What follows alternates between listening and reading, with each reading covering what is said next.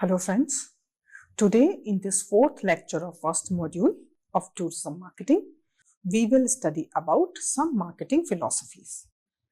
So let us first of all try to understand what is the meaning of marketing philosophies. Marketing philosophies means those basic thoughts or the foundation on the basis of which companies perform their business activities. So these philosophies act as a guidelines for the company, these fundamental guidelines. So they act as a fundamental guideline for the companies to perform their business activities. Now, tourism industry is a business-oriented industry.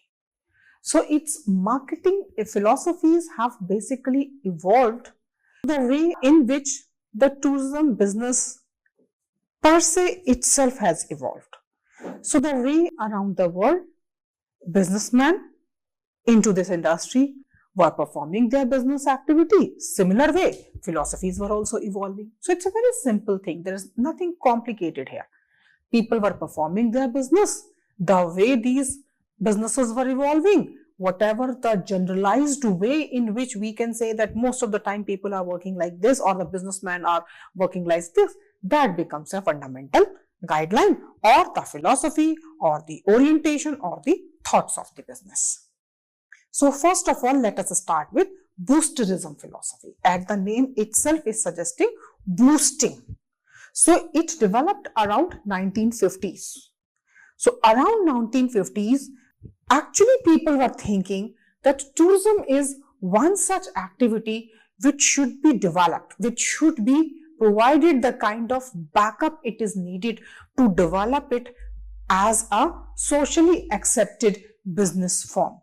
So tourism, and they have also realized this thing that the community resources like their cultural resources, heritage resources, natural resources, religious resources should be a part of tourism.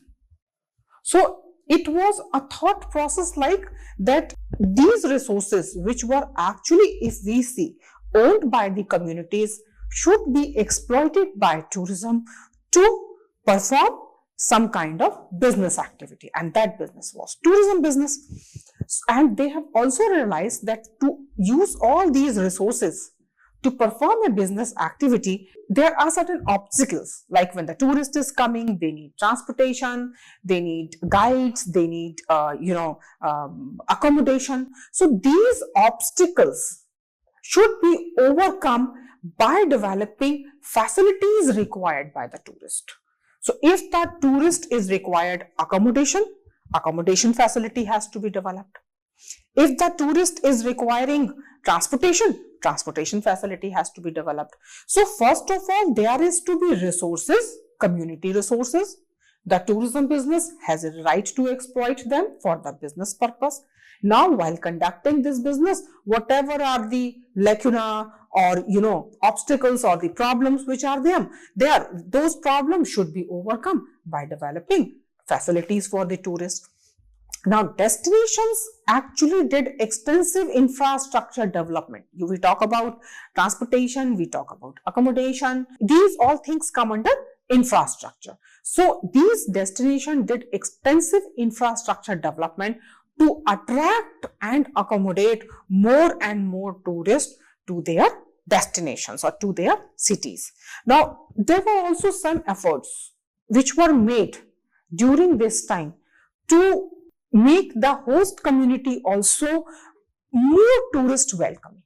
Okay, so tourist activity as a business activity performing in such a way wherein the tourist or the business per se has a right to exploit cultural and natural and religious and heritage resources, then developing facilities which were like obstacle for the development of these business activities. So these facilities were developed through the means of development of extensive infrastructure, and then after that, when tourists are coming, the host community has to be welcoming towards them. So this is like step-by-step process which took place in 1950s, and tourism as a philosophy was boosted.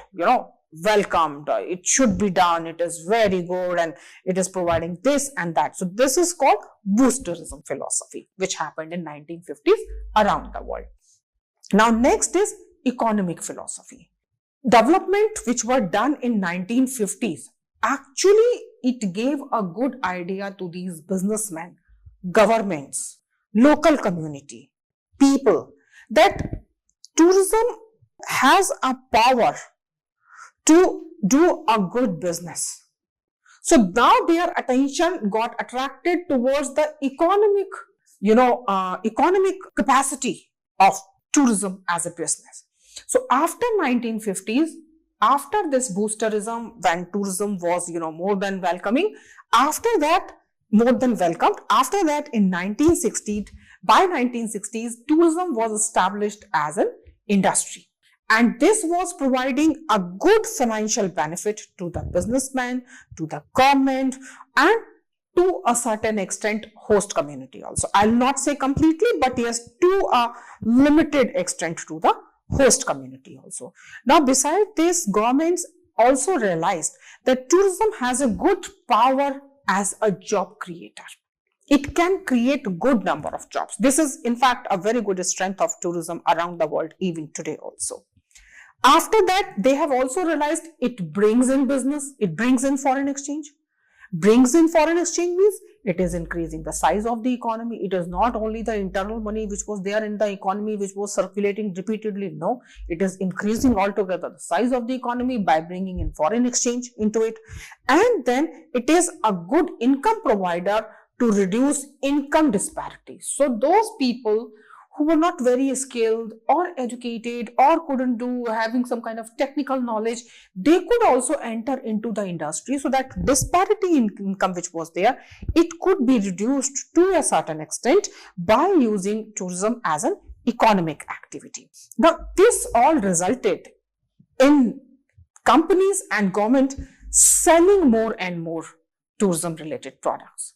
So the selling concept, when we talk about, actually got evolved during 1960s. After the boosterism came the economic, and then it is during the economic activity when it was about selling. So the selling concept evolved during this 1960s around the world.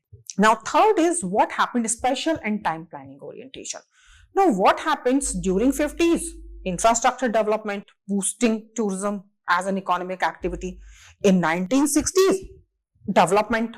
Now what happens as a result of which exploitation of all kind of resources of the local community by the tourist was done. And by this time, the type of tourism which was evolved was more of mass tourism.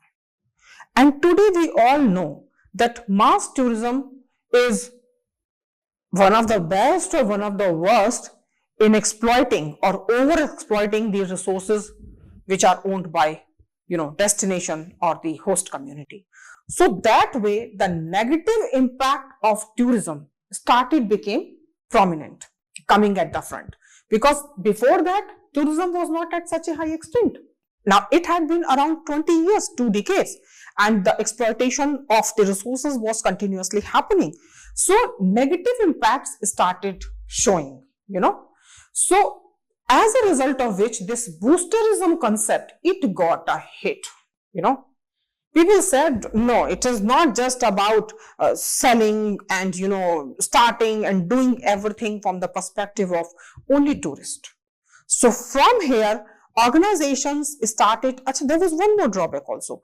Most of these were done by big companies, big tourism companies. As a result of which these people, host community, was getting very limited economic benefit by tourism. If they were getting some kind of job, it was more about driver, cook, porters. So this was not something, which can be welcomed blindly.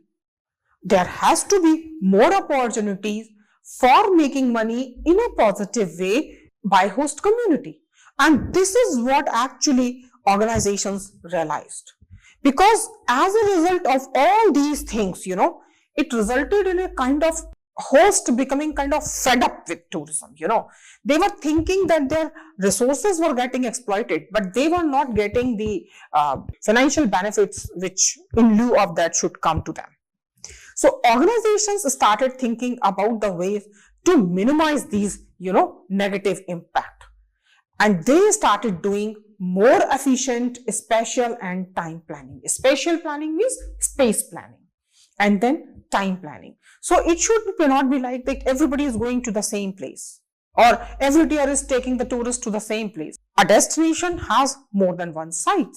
So why not distribute this entire space for different times so that at a time one site at the destination is not getting heavily crowded or its resources are not going to be over consumed. So this is how actually, companies started thinking about spatial and time planning. Now, few of the researches which were done during that time, that is after 1915 and 16, were about carrying capacity. What is the maximum number of tourists which can go to that particular place, which physically this place can carry or tolerate without any destruction? And what is that number of tourists which host community thinks that are the appropriate number, are tolerable number? So, what is the fragility of the ecology? What is the footprint which this ecology can bear without having any negative impact? So, through this carrying capacity, different aspects or the, vulnerabilities of the destinations were assessed. Now, next is understanding tourist flow and manipulating them to optimize the use of resources. I mean, that one part which I told you earlier, that where actually tourists can go, in what number, at what point of time, for how much time, and then balancing these all aspects in such a way where equitable use of touristic resources is being happening and, the negative impacts are minimizing. So industry also observed that too many sellers and scientific development like transportation, bigger hotels and more number of seats, bigger kind of a thing. So this is how the industry was becoming competitive, because more and more seats are available, more and more number of rooms are available, better transportation is available, and everybody is saying, I'm bigger, having more number of keys, having better facilities. So as a result of which, this entire industry was becoming more competitive. So here, that companies realized that for being more competitive and financially feasible and successful in the market, it is very important to adopt marketing orientation, means to find out the need of the tourist and based on that make the product, and not just make the product and then sell it like the selling concept. So from selling concept, it has evolved into marketing concept by after 1960s. Now, after that came the next concept, which is community inclusion concept.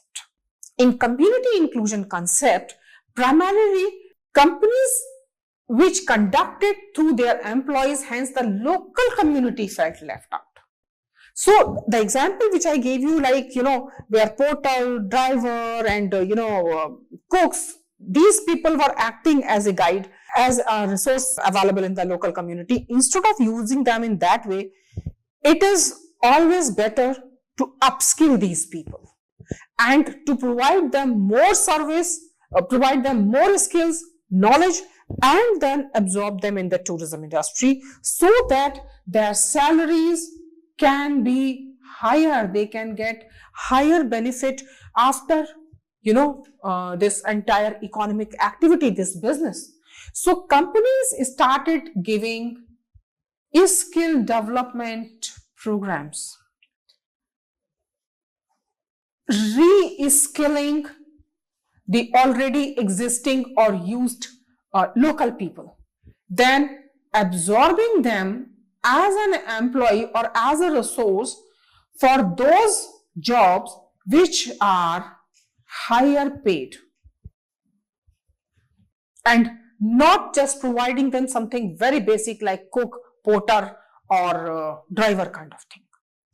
So this is how the community was being included. They also include community as storytellers.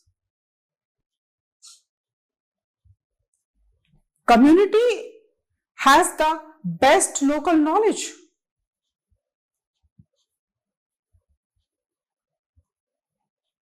So this is how actually, companies have realized this thing, that actually community is beyond absorbing them whatever they have already been knowing. It is better to upskill them, reskill them, refine them, and then hire them at higher salaries.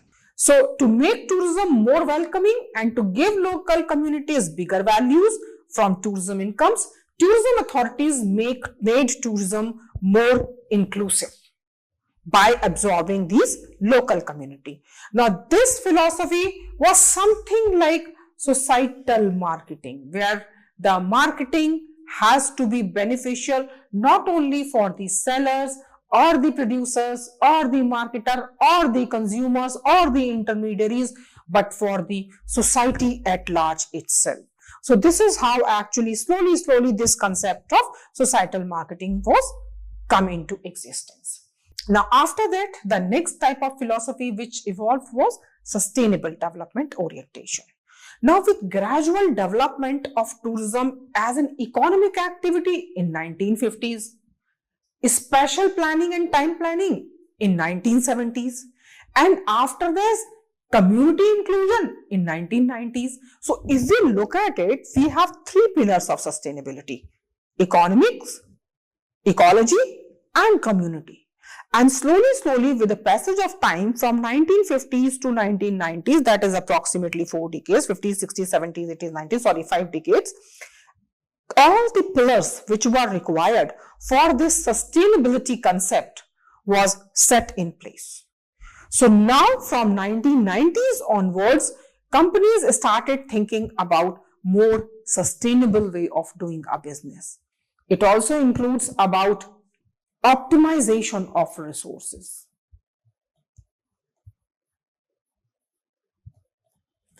First boosterism concept, which I told you, which evolved in 1950s, it was about maximization, maximum utilization of resources, while sustainability is about optimization. Maximization, consumption at that point of time; optimization, using any resource to such an extent wherein these resources can be utilized for a longer period of time. And this is how sustainability came into loop. So when we look at what is the result of this sustainability development concept, actually green marketing evolved from this sustainability concept only.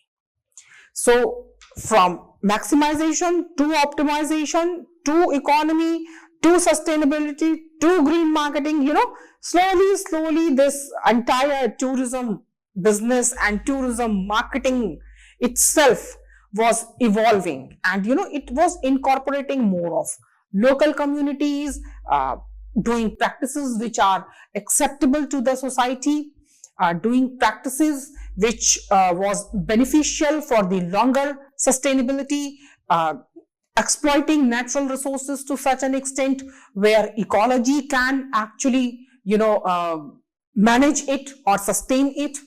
So that's how actually green marketing approach came into scene. Now it was not only tourism business which was evolving around the world. Other marketing philosophies were also evolving, and when we look at our tourism business, it is an intersectoral phenomena. Tourism does not stand in isolation. It works in conjunction with other sector. So tourism being an intersectoral phenomena, other kind of philosophies were also developing around the world. So those philosophies or those ways of doing business were also affecting the way in which tourism industry did its business with time. So there were few of the fundamental philosophies which were of importance in tourism business also. So we'll study about them.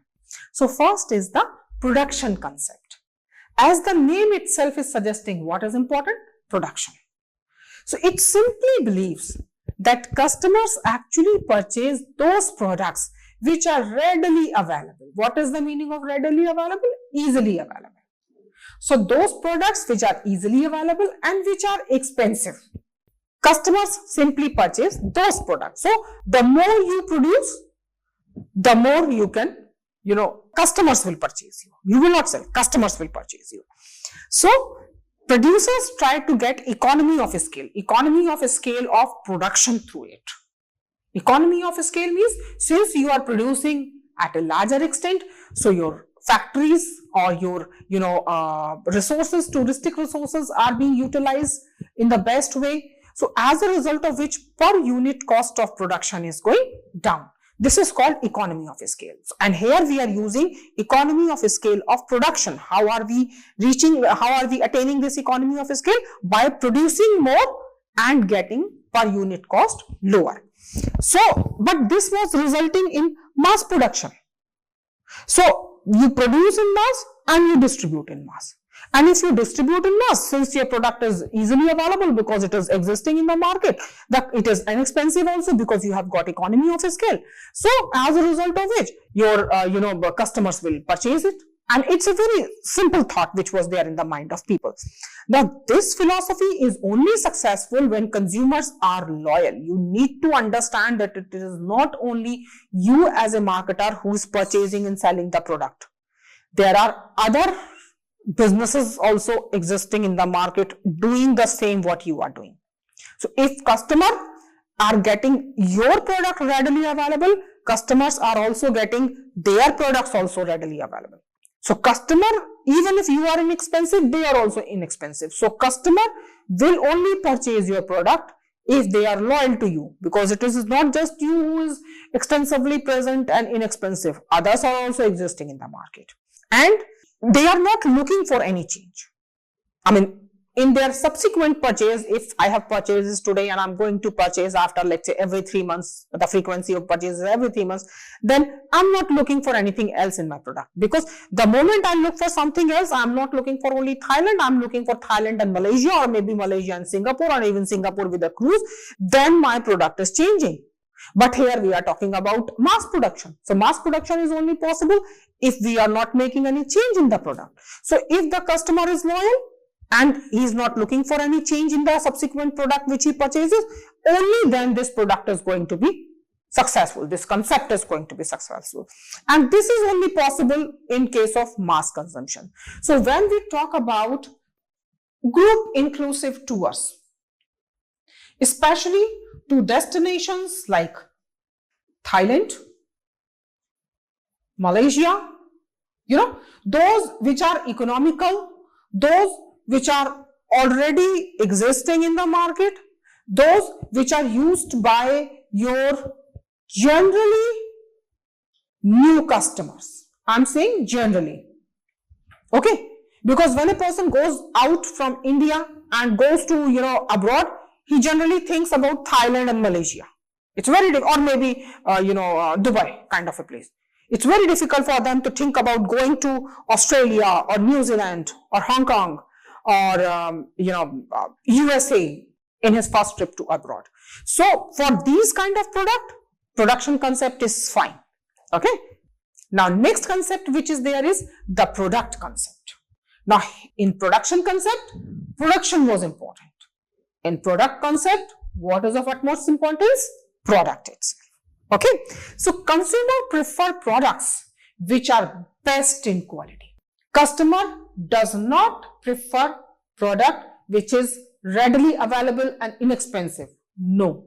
This concept says that customer look for products which are best in quality, performance, and it has innovative features. So if you look at it, production concept was saying that for every subsequent purchase, the customer is not looking for any change, while this product concept is saying innovative features. It's going in a very different direction from where actually production concept was. So here innovative features have to be incorporated, added into the product to make the product unique. So it is not just about going to Europe, but going to Europe with Mediterranean cruise. Okay, it is not about just going to, to the USA and Orlando, it is about also taking a cruise from Orlando. So this is how actually the product is changing with time. Okay, so companies must keep inventing, and most important thing is reinventing. It is not just about inventing. Change, make the change in your product. If a person has already been to Goa once to see the beaches, the person may go to Goa again to see the cultural uniqueness of Goa, its architecture, its dressings, its fairs and festivals, its cuisine, having a very different kind of, society altogether, getting affected by Portuguese and yes, of course, the conquering also, a combination of these two. So that's how invention is important, but reinvention is more important to not let your product become stale. No. So product concept says best product, new product, good features, good performance and reinvention of the product. Now for example, if a person has already been to cruises and then that person comes to know that there is a new vessel which has, come up into the market, which is huge, which has comfort, which has, different kind of cabins and cabin designing and everything is really good and the onboard activities are very entertaining, the person might go on a cruise trip once again. Then bigger and better transportation facilities. Not just about in terms of, when we talk about Vistara Airlines, the moment it has entered into the Indian domestic market, it was altogether a very good experience, like the experience which Kingfisher Airlines used to give to us, with a very comfortable seat, very comfortable leg space, better facilities, better trained on-board crews. Okay, so that's how actually better transportation facilities, new casino machine, people who are, very much into using casino machines, gambling on casinos, for them invention of a new machine and then having their experience of using this new type of machine is the very reason. Because of this, they might decide to go to Goa once again, or they might decide to go to Las Vegas once again, to the USA. The only reason is casino. So new casino machine, better transportation facility, cruise vessels, like if we talk about in Varanasi itself, that Ganga Vilas cruise, the largest river cruise in the world. So that was a very new experience for tourists, and this was completely booked by a tour operator and it operated from Varanasi and went till Assam. So if we look at all these things, the product itself is very unique. So the product concept says it is not the readily availability of the product, but the uniqueness, the innovativeness, the comfort, the performance of the product, because of which the product becomes saleable. Now the third concept which is there is the selling concept. Selling concept simply says that promotion efforts and selling efforts are required. You promote it, you sell it. Okay. You must be thinking it is somehow confusing with production concept. No. Production concept was about producing more and more. More emphasis was on producing more units of the same product. In selling concept, selling whatever the company has produced and is available in the market. So selling concept says that promotion efforts and selling efforts are required. Now, when products are not very distinct, okay, customer loyalty is also low, then selling philosophy plays the more important role. The more the sales team is equipped, disciplined, is particular about sorting out the queries and confusions and providing information to the tourist or prospective customer, the more selling can be done, the more number of units can be sold. So it is only good for those products which customers normally do not think of buying. And we must remember this thing, that tourism industry is about the luxury products. So usually we are below in the need of list of tourists. When all of his requirements are fulfilled, then it comes our number. So here selling concepts plays a very important role. The more selling team is aggressive in sale, the more sale can be done. But it has, a drawback also. This is a myth that travel industry has unlimited demand. No, that's not true. Just because you have produced the product and your selling team is after the life of the prospective customer to purchase the product does not mean the product will be sold out. Okay. And then another concept which is we have in our mind, that population growth is very high. So at a similar rate, our industrial growth will also happen. That's not true. We are from luxury industry. Only that part of the population growth which is being able to purchase the product will act or will play a significant role in the increase in the size of the industry. So industrial size or the demand in the market is not going to increase with the same ratio at which the population is increasing. It will be at the rate in which that component of population growth which is being able to purchase this luxury or leisure product. Now next is the marketing concept. Marketing concept not in tourism industry, it happened in tourism industry much more later, but around the world developed in 1950s. It is a customer-centric approach. The reason is not production, the reason is not product, the reason is not selling. The very reason because of which the company is existing in the market is its customers. The life of the company revolves, it is the heart of the company. So it says that whatever you have made, no, not here. Whatever you are sensing that customers are needing. So sense what your customers are needing and then respond to them by producing a product as per their need. And this is what marketing is all about. With this, I'm stopping and resting this lecture here. At the end, I have suggested a few books which you can consult for further information. Thank you.